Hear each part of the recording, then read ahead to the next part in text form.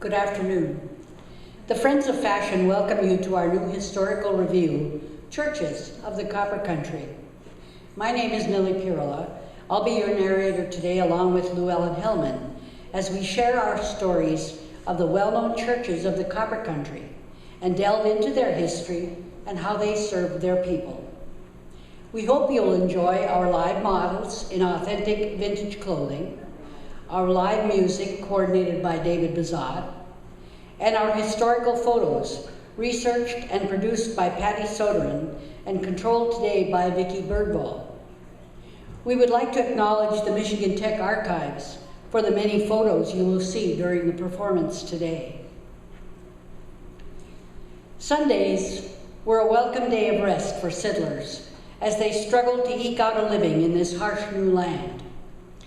Immigrants of similar cultures clustered into small communities, largely due to language barriers, then built churches to thank their Lord. Their services focused on scriptures from the Bible. In the first half of our presentation, we will look at the Methodist Faith, as it was the Methodists that built the first church in the Copper Country. Then we will visit the rich history of the local Roman Catholic churches. And during the second half, we will touch on the Episcopal, Lutheran, and Jewish faiths of the Copper Country. Grace Methodist, the oldest church in Houghton, was formed in 1854, the same year the village was platted. At that time, copper mining was booming. The Cornish jacks poured in. Most of the underground mining captains and bosses were Cornish, and all were staunch Methodists. A minister noted, "Every time a new mine opens, in only a few weeks there's enough Cornish Methodists to form a class. These men think they can't live until they form their Sunday class meeting." Grace Methodist, starting with just 12 people, was referred to as the Portage Lake Class Church.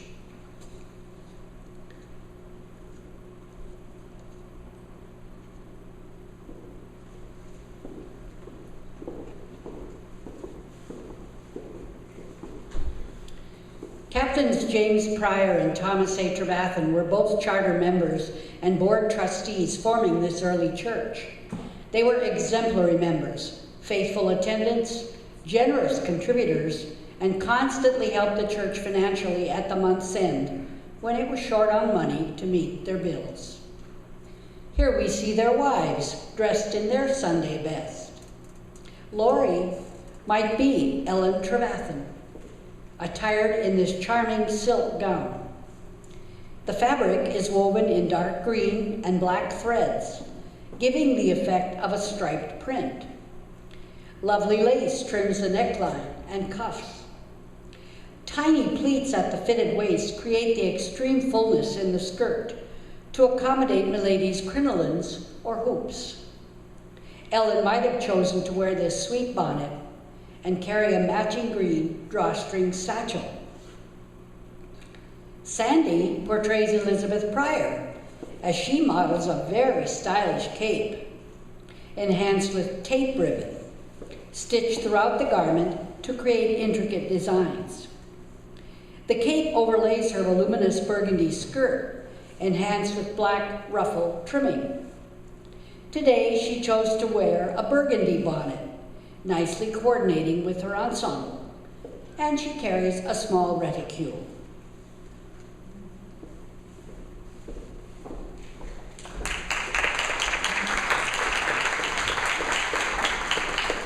By 1890, plans were made to replace their wooden church, the new one to be constructed from Jacobsville sandstone. It stands to this day on the Montezuma hillside. They like to say, built on the rock of the rock, as in 1916, it survived a serious fire.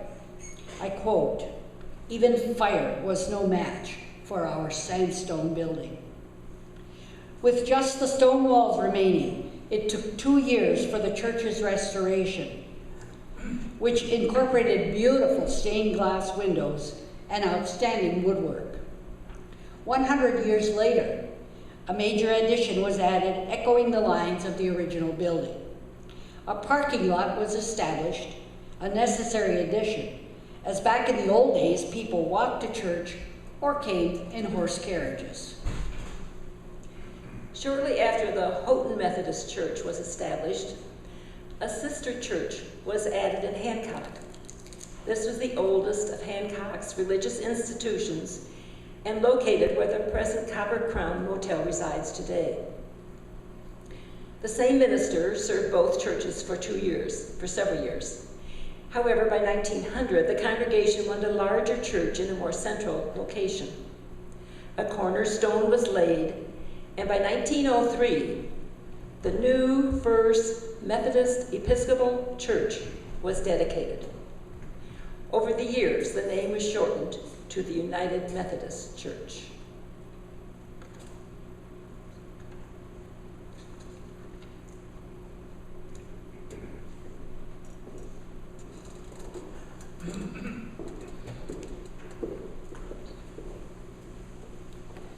Some of the well-known merchants of the Copper Country were of the Methodist faith. The McGanns and Fentons, although living in Houghton, worshipped at the Hancock Methodist Church. Marvin McGann, as a young man, started working for the Hamer-Quant Lumber Company.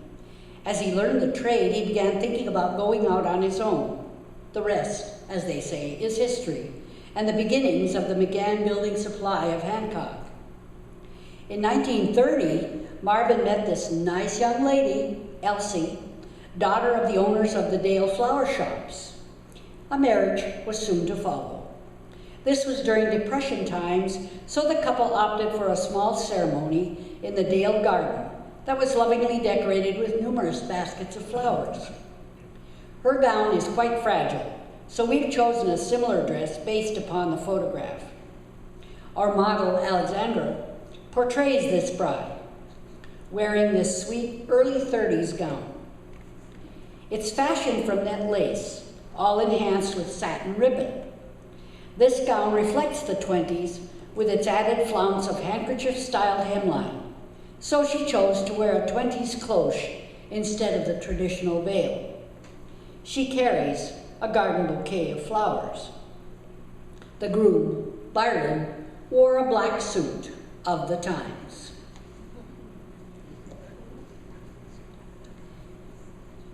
Their daughter,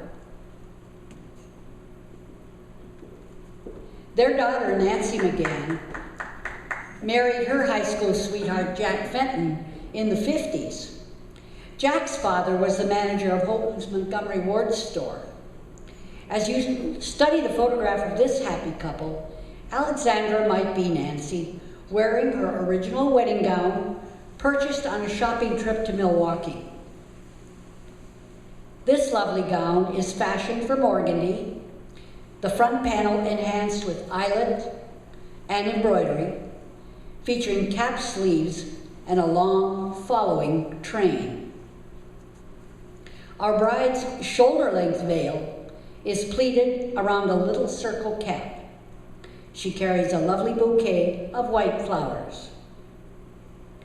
And if anyone noticed, the groom, Ian, our helpful groom, wore a white jacket over black trousers.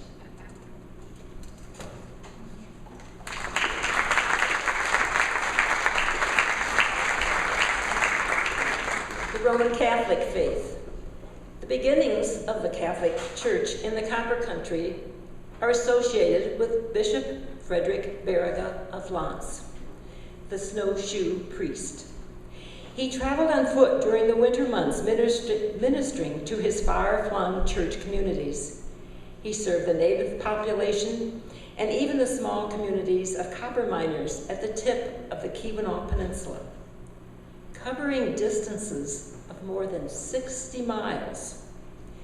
And he traveled over 700 miles during a winter ministering to his churches. Bishop Baraga traveled on foot to the Houghton area.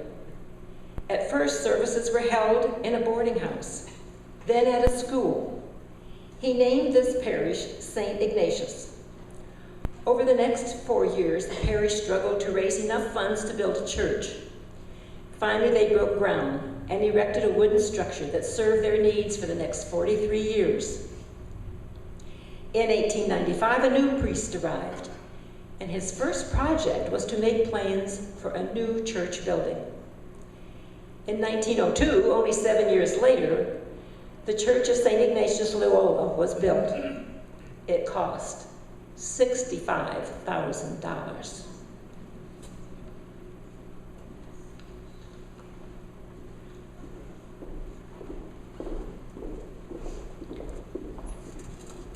Emile Saint-Regret was one of St. Ignatius's early parishioners.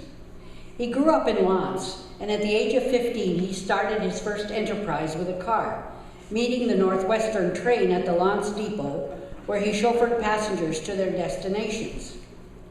By 1923, with his savings and love of cars, he started up the Copper Motor Company in downtown Houghton, the place to be, as businesses were thriving.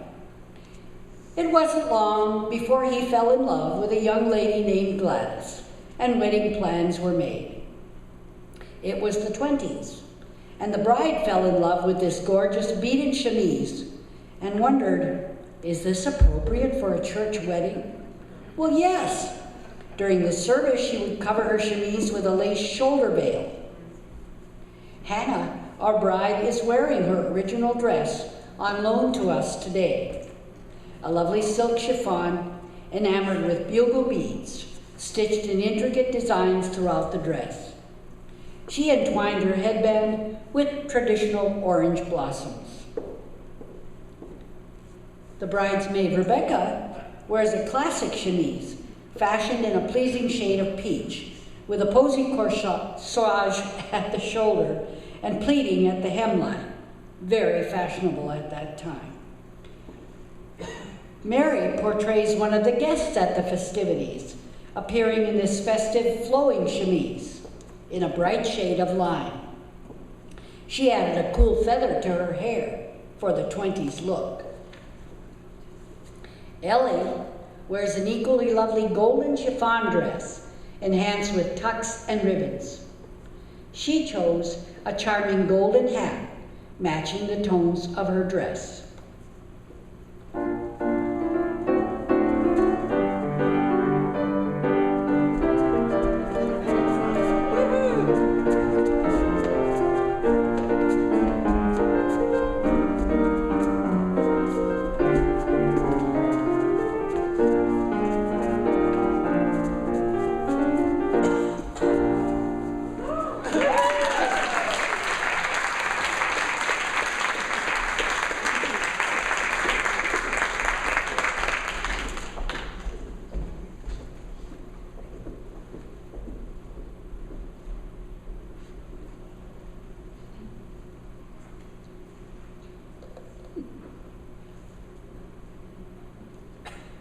occasionally we have a change that takes a little longer than planned.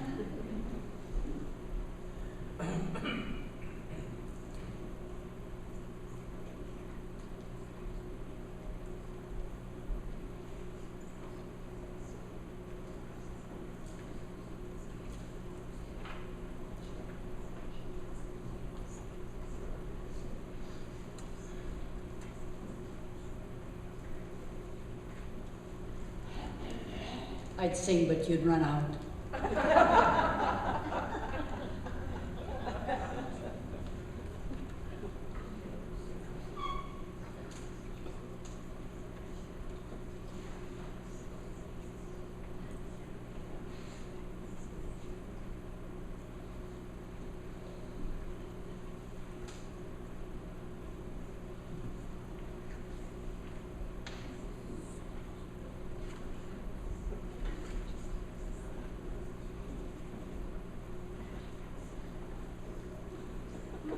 I think the baby overslept. Okay.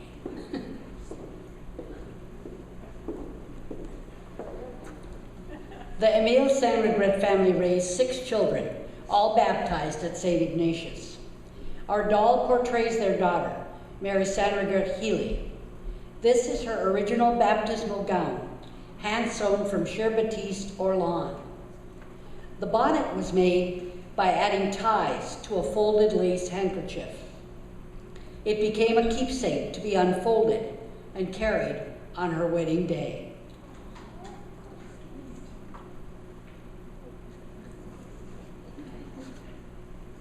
Alexandra might have been the godmother, wearing a jacket of brown silk velvet, set off with a fashionable creamy jabot at the neckline, with a complimentary skirt fashioned in the flowing bias cut of the 30s, creating a slenderizing effect.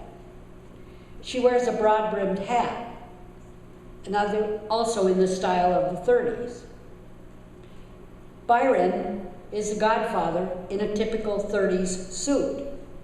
Mary told us that this gown and christening blanket, which were handmade by a friend, has served her 9 children, her sister's 6 children, 20 grandchildren, and all over the course of 4 generations.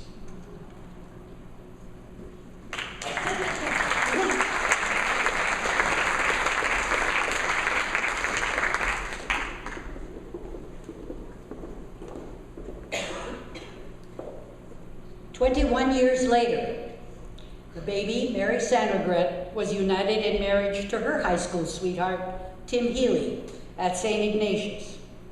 We see Rue wearing Mary's original wedding gown, featuring netting and lace. Note, hoops were back in vogue. Senya, as the maid of honor, wore gold. For her, we chose the same color of gown, this one styled with a fitted waist and a flared skirt. Hildy is wearing the actual flower girl's dress, a combination of netting and satin. She carries a basket of rose petals to scatter down the bride's walkway.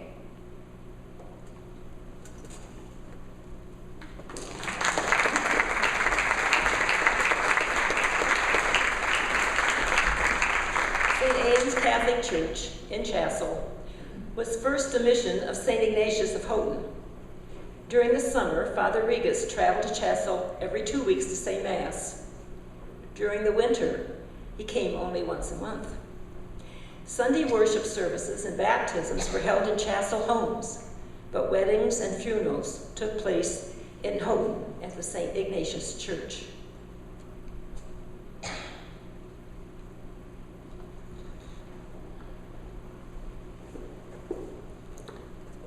Hercule and Delia Courchaine came to the Chassel area in 1884 with a group from St. Cuthbert, Quebec, seeking a new life.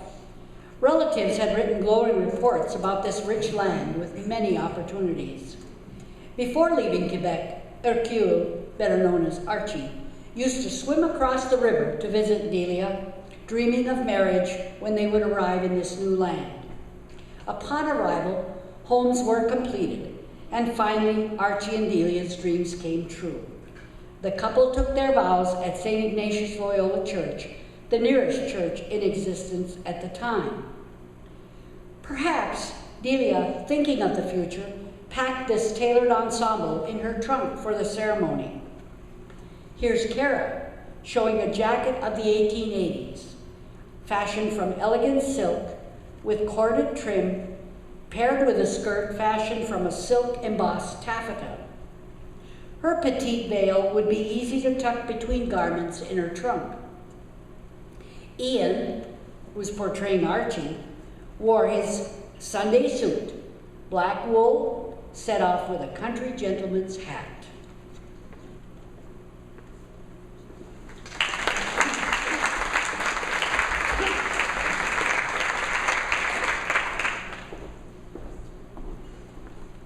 Five years later, parishioners began making plans for a church of their own. The Sturgeon River Lumber Company donated 2 lots and all the rough lumber needed. Lynette and Soren were busy hauling branches, making way for the church. During construction, Mass was set on an altar, erected in the woods behind the 2 lots. As soon as the walls and roof were up, parishioners held Mass within the rough structure, placing long wooden benches for seating. Our French-Canadian pioneers, Soren and Lynette, are ready for work. She wears a sturdy, striped blue cotton day dress and a scarf to protect herself from the brambles. Soren is here in his work pants and suspenders. All types of money-making activities for the new church were organized: card parties, church suppers, socials, plays. These plays were put on in the partially constructed church. The stage was formed by putting a curtain up across the future sanctuary, and what was to be the sacristy served as the dressing rooms. Each family also pledged to help cover building expenses, many giving as much as $100. When the building was completed, all the major donors participated in a ribbon-cutting ceremony at the official opening of the church.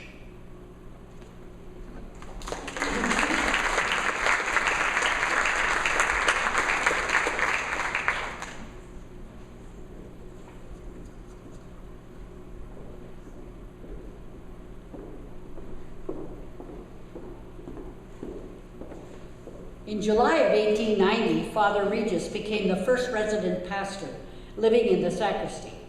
The church was named in honor of St. Anne's, as were many other early French-Canadian churches. The first baby to be baptized in the new church was Mary Louise Courchaine, daughter of Archie and Delia. Here are the Courchaines with their new baby. They put on their best for the christening. Deb depicts Delia in her proper jacket set off with lovely aqua lace, paired with a practical cotton striped skirt. Her lacy aqua hat echoes the lace in the jacket. Ian appears again in his one and only dark suit and gentleman's hat. Their new baby might be Mary Louise Courchaine, dressed up for the christening. At this time period, christening gowns were very long and fashioned from delicate batiste fabrics. These gowns were saved and handed down for the next generations to come.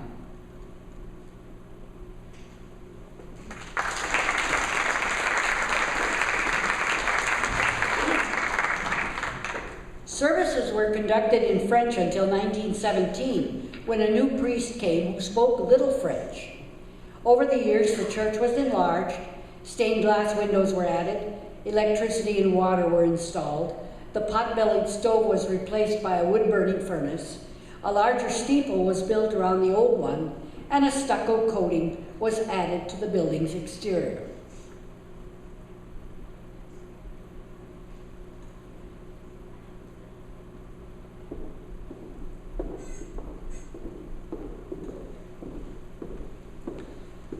At Christmas time, men offered their strength, providing wood for fuel.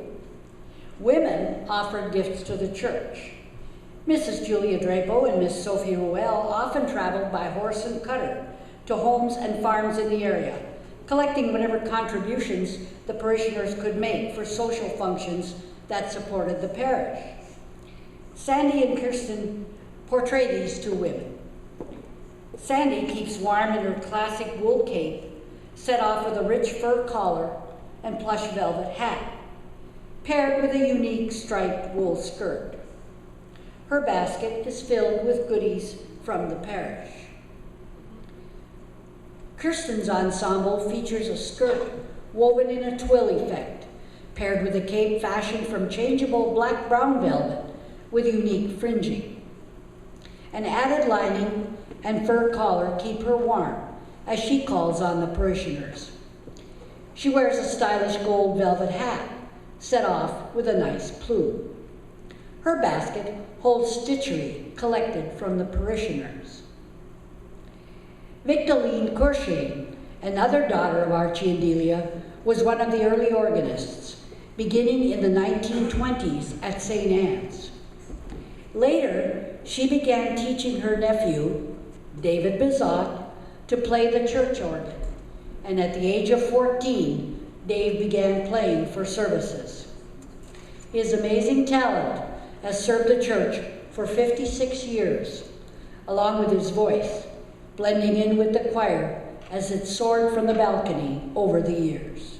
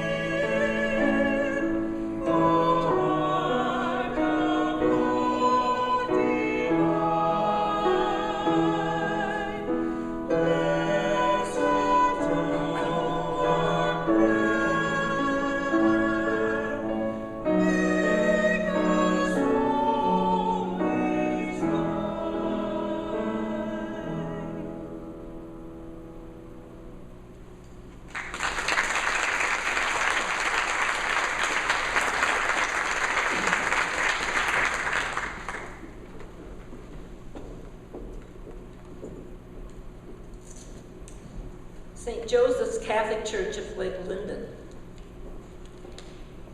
This church is one of the outstanding churches of the Copper Country.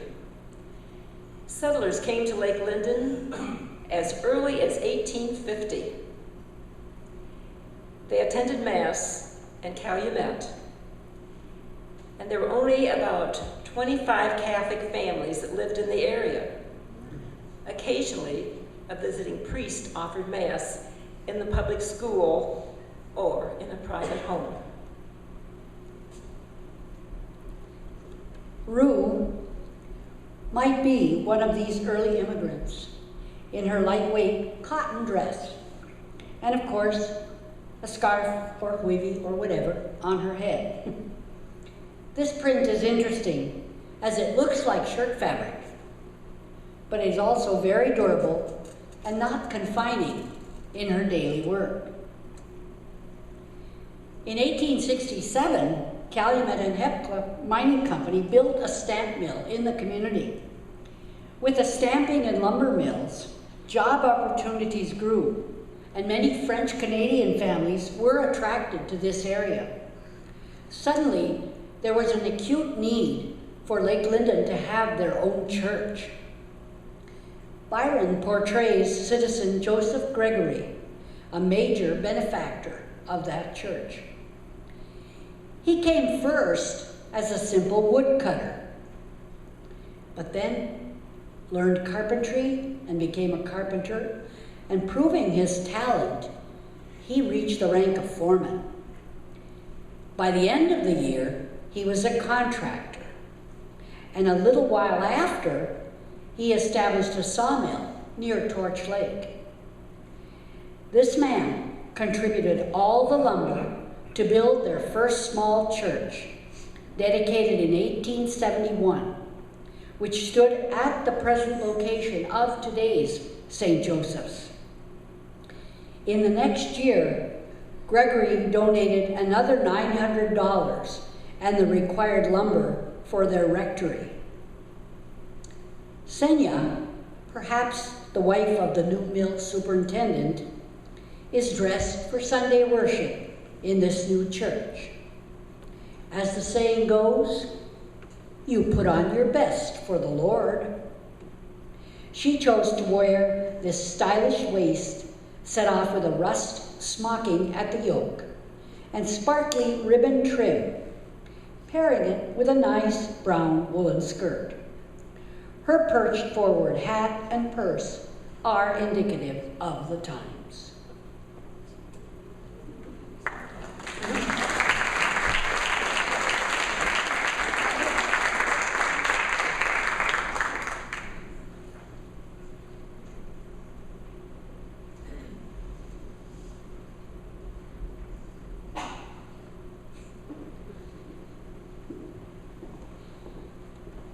In 1881, 10 years later, Madame Pierre Bichette began teaching the parish children. Her first class had 70 pupils. The next year, the enrollment had almost doubled. The increase continued at such a rate that in 5 years it was possible to open St. Anne's Academy. The parish maintained a school until 1971. Kirsten poses as our prim and proper teacher, wearing a white lacy waist and black skirt. She could be seen walking home wearing her basic black hat, carrying her satchel full of papers and books.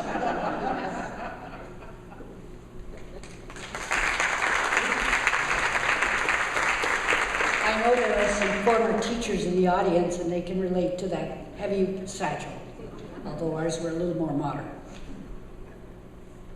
24 years later, in 1905, the long illustrious term of Reverend Napoleon Joseph Raymond began. During his term, the present stone edifice, a landmark of the area, was started and completed by 1912. The community's population peaked at this time around 3,575. Today, the population hovers around 1,850. The services continue to flow from St. Joseph's, bringing meaning to many lives, helping to make Lake Linden a close-knit community.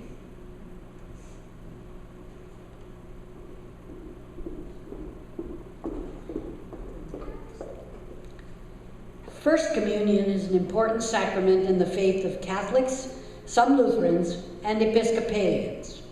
One must have received baptism and reached the age of reason, usually around the 1st or 2nd grade. Our young girls might be part of St. Joseph's traditions surrounding First Communion. The celebration included white clothing to symbolize purity, and a veil attached to a chaplet trimmed with white flowers. Ellie and Hildy might be communicants in their delightful white dresses, enhanced with netting, lace, and tucks.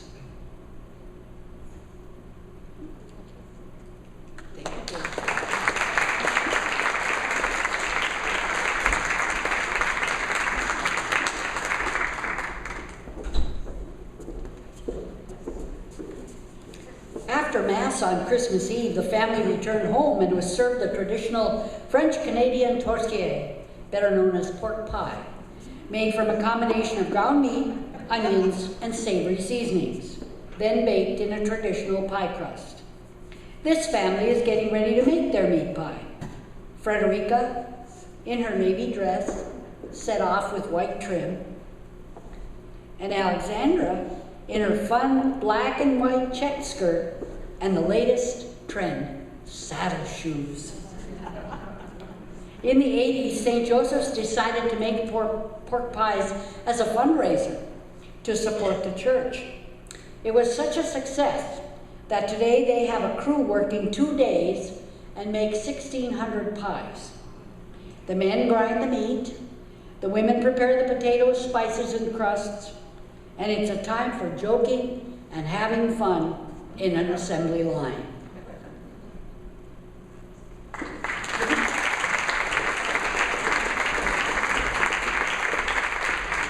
Our next stop will be in Calumet at St. Anne's, a French-Canadian Catholic church.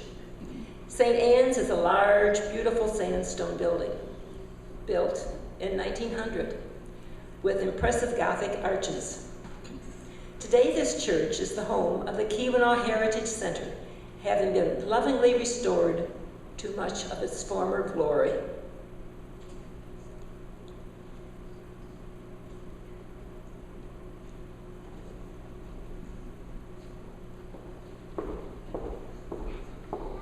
By 1889, many Slovenian immigrants had come to work in the various mines surrounding Calumet. Their first church had a wooden frame built on this site named St. Joseph's. In 1902, the building was destroyed by fire.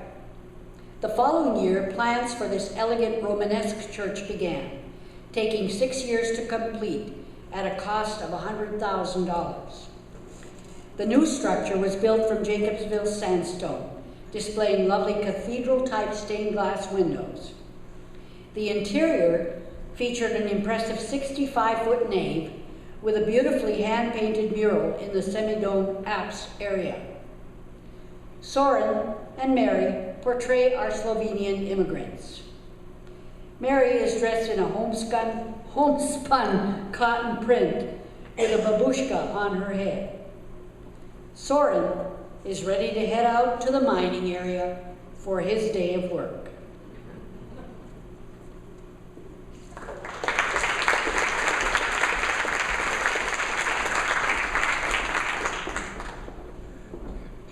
This remarkable woman, Annie Clements, worshipped in the early wooden church still named St. Joseph's. Because of my 6'2" height, I became commonly known as Big Annie. I was born into poverty, the eldest of 5 children. My parents were immigrants from Slovenia, and my father was employed in one of the Calumet and Hecla mines. My mother worked as a maid. I graduated from the 8th grade, attending a school operated by the Calumet and Hecla Mining Company. During my high school years, I began working with my church, giving aid to crippled miners. The end of my school day was spent helping my family financially by doing laundry. After graduation, I married a miner, Joseph Clements. Life was difficult for Joseph and myself. Miners worked long hours for $2.50 per day. They often worked in unsafe conditions and with dangerous drills. I was able to find work scrubbing floors, making 50 cents a day. Our family was not unique. Thousands of miners living on the Keweenaw Peninsula suffered from this kind of poverty. Because of the unbearable conditions, I took up a cause. In February of 1913, I spearheaded the formation of the Women's Auxiliary No. 15 of the Western Federation of Miners. On July 23rd, a miners' strike was called in Michigan's copper country, and by the end of the month, striking miners marched down the main street of Calumet. Suddenly, a tall woman holding a massive American flag on a 10-foot pole stepped in front of the marchers and took the lead. For months, this woman would carry the flag in daily protests. When asked if she grew tired of bearing the flag, she replied, "No, I would support it forever, just as I would my country." Frequently, Clements led marches in support of the miners. Lynette might be Annie, ready to march, wearing this black walking suit. In the photo, she wore the gold pin of the Women's Auxiliary No. 15 of the Western Federation of Miners on her lapel.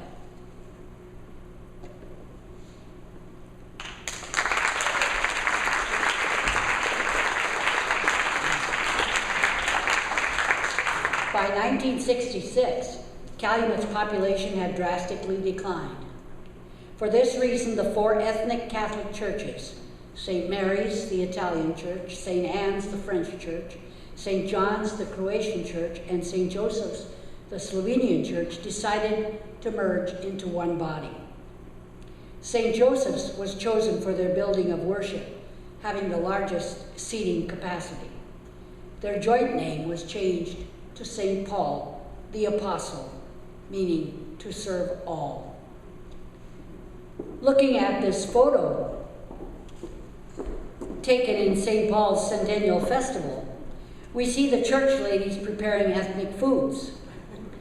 People strolling through could taste Slovenian pavatica, Croatian cabbage rolls with Easter sausage, French pork pies, and Italian lasagna. I think that's the 4 basic food groups. It is for me.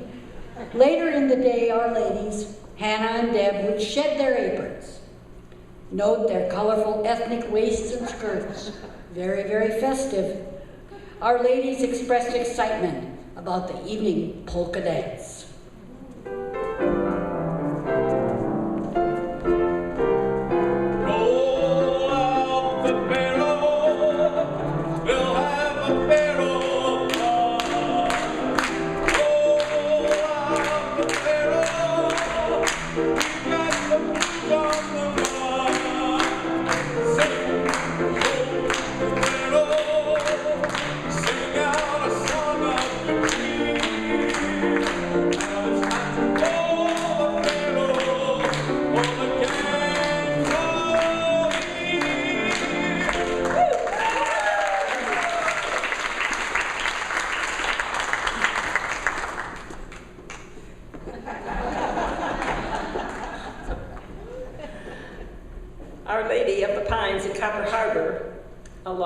Church, nestled in a grove of evergreens. It's one of the newer Catholic parishes. A $25 donation entitled donors to have their name engraved on a small copper plaque, which was placed on one of the log walls. Before this edifice was built, however, the church services were held in the one-room schoolhouse or at Acer Kirkish's lakeshore home. One day, somebody had a brilliant idea. They thought they should organize a committee and build a new chapel. Victor O.J., a Finnish builder, was engaged to build the church. At the age of 70, he agreed to do the job, saying, "This will be my last and best piece of work." As soon as the floor was finished, they held their first Mass with the congregation sitting on makeshift benches, supported by nail kegs. The Mass, conducted in Latin, floated upward through the evergreens. There wasn't a roof. Week by week, the log walls rose higher, and at last a roof covered the space.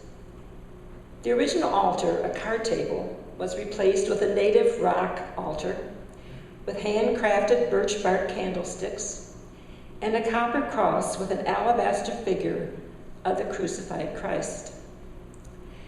Across the road, nestled in a group of pines, is a shrine dedicated to the Virgin Mary, making the name Our Lady of the Pines appropriate.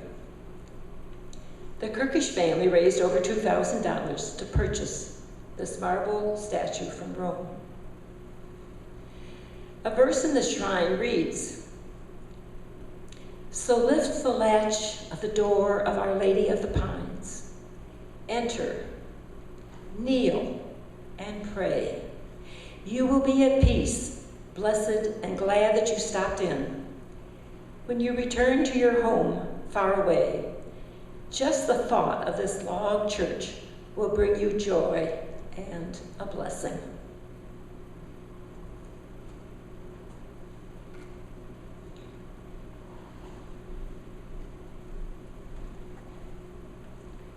In 1981, one of our Friends of Fashion members, Lori, was united in marriage to Rick Oikarainen in this beautiful church, Our Lady of the Pines.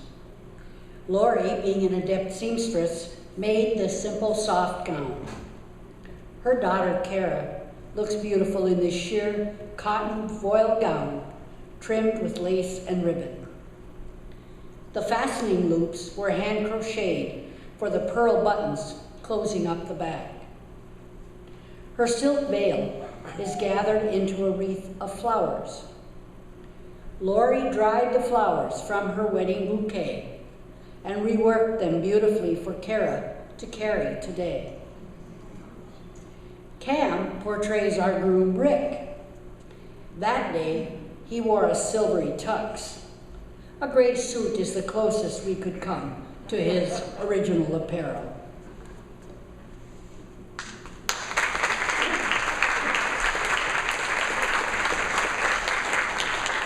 At this point, we will need an intermission so our models can prepare for the second half. During this time, you may want to make your way up to the ballroom where they do have cold beverages and snacks and things like that that can refresh you. Our show will continue in about 20 minutes, so you have plenty of time. Thank you.